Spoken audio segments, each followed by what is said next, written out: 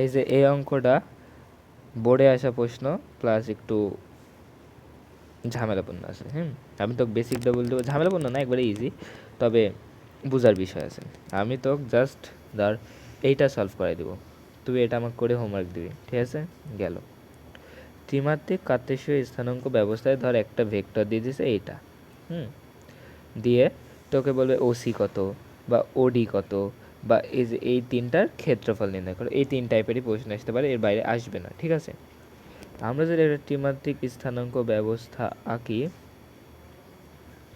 এবং একটা ভেক্টর নিলাম সাপোজ পি, এর স্থানাঙ্ক এ বি সি, ঠিক আছে? ঠিক আছে, এখন এই পি ভেক্টরটার যদি লম্ব অভিক্ষেপ আমরা এক্সের ওপর টানি, পি ভেক্টরে লম্ব অভিক্ষেপ যদি এক্সের ওপর টানি, দেখতো এই এক্স বরাবর এক্সের সহগ ছাড়া, মানে আয়ের সহগ ছাড়া কি অন্য কোনো সহগ বা জেকের সহগ হবে?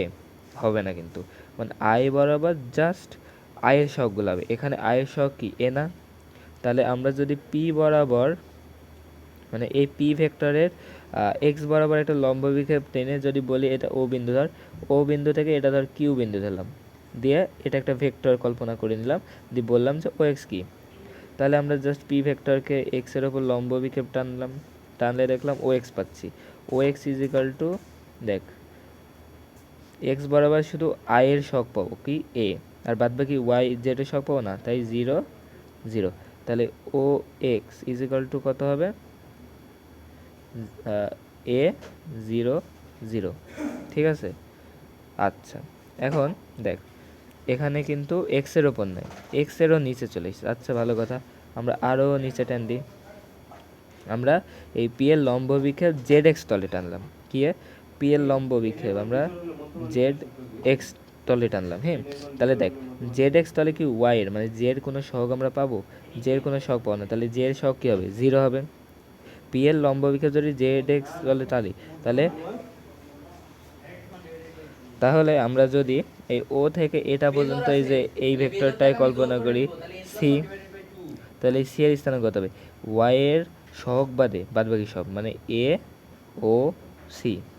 ক্লিয়ার? ঠিক আছে, এখন যদি মানে প্রশ্ন করা হয় যে ওয়াই এর ওপর, মানে এই যে এটা একটা আবার ভেক্টর কল্পনা করে বলা হলো যে এটা সাপোজ ডি, বলা হলো এই যে এইটুকের মান কত, তাহলে আমরা পিকে এর ওপর লম্ব বিক্ষেপ টেনে দিলাম। তাহলে ওয়াইয়ের ওপর কি এক্স আর জে এর সহ, মানে এক্স আর কে এর না, এক্স আর জে এর আই আর কে এর কোনো সহগ হবে? হবে না তো, শুধু থাকবে জেড। তাহলে এখানে কি হবে? 0 বি সি। আই হোপ বোঝাতে পেরেছি, ঠিক আছে? মানে তুই যদি বলা হয় যে এর ওপরে লম্ব বিক্ষেপ টান, তাহলে এখানে এক্স এর শখ ছাড়া কিছু থাকবে না, আয়ের শখ ছাড়া। যদি বলা হয় জেড এক্স তলে টান, তাহলে আই আর কে এর শখ ছাড়া কিছু থাকবে না। যদি বলা হয় ওয়াই এর ওপর টান, তাহলে জেড শখ ছাড়া কিছু থাকবে না। এমন যদি বলা হয় ওয়াই আর জেড এর ওপর লম্ব বিক্ষেপ টানে দেয়, এই যেভাবে দিয়ে এভাবে একটা ভেক্টর দিয়ে বলবো এই ভেক্টর মান কত, এখানে এই পি ভেক্টরের সহগে শুধু থাকবে আয়ের সহগ বাদে সবগুলা থাকবে, মানে এখানে হয়ে যাবে তখন যে 0 B C. I hope I am clear. যদি বুঝতে না পারিস আরেকবার রিপিট করিস, দেখে নিস। আই হোপ আর একটু বোঝালে ভালো হতো, বাট টাইম লেন্দি হয়ে যাবে এবং ঘিজিমিজি হয়ে গেছে। সো আমরা আরেকবার খালি একটু ইয়ারটা দেখে নিই। এটা একটা কার্তেশীয় স্থানাঙ্ক ব্যবস্থা, এটা হচ্ছে ওয়াই, এটা হচ্ছে এক্স, এটা হচ্ছে জেড। এখানে আলাদা আলাদাও থাকতে পারে, ডাজেন্ট ম্যাটার।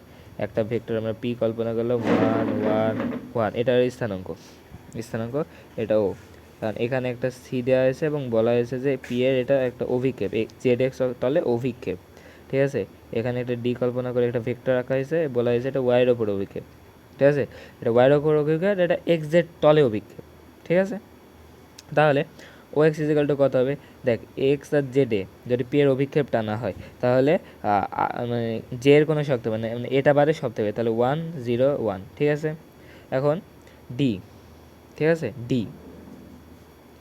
ডিতে ওয়াইয়ের উপর, তাহলে এ আই আর কে এর কোনো শক্তি থাকবে না, তাহলে হবে হচ্ছে 0 1 0, ঠিক আছে না? তাহলে ও পি ইজিক্যাল টু কত পাবি? 0 আই প্লাস জে প্লাস 0 কে।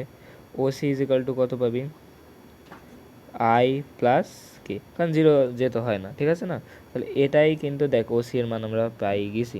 এখন তুই দেখ এটা একটা সামান্তরিক, যদি সামান্তরিক হয় তাহলে এ একটা সন্নিহিত বাহুর স্থানাঙ্ক জানি, এ একটা সন্নিহিত বাহু যেতে হয়, তাহলে এই টোটাল টুকের ক্ষেত্রফল আমরা বের করতে হবে না? এই যে পারবো।